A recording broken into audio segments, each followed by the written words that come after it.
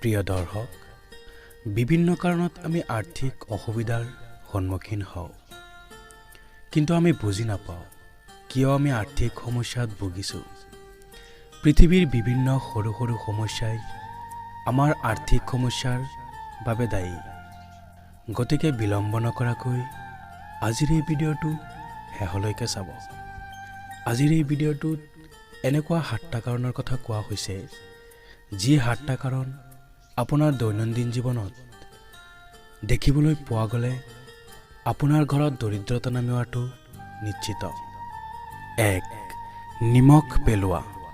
হাতৰ পৰা নিমখ পেলোৱাটো কেতিয়াও বৈবাহিক জীৱনৰ বাবে শুভ নহয়। ই আপোনাৰ জীৱনত বেয়া সময় আনিব পাৰে। 2. চাউল পৰি থকা। চাউল কেতিয়াও হাতৰ পৰা যাতে নপৰে। যদি এই চাউল কেতিয়াও মাটিত পেলাই দিয়া হয়, তেন্তে বিপদ অহাটো নিশ্চিত। 3. তেল সৰি পৰা। যিকোনো ধৰণৰ অসাৱধানতাৰ বাবে হাতৰ পৰা কেতিয়াও তেল পৰিব নালাগে, নহ'লে বিপদ আগতীয়া হ'ব পাৰে। 4. গাখীৰ লিক হোৱা।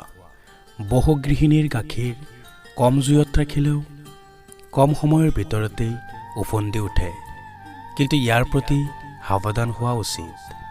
মনোযোগ দিয়া উচিত যাতে গাখীৰখিনি পৰি নাযায়। 5. সৰি পৰা খাদ্য।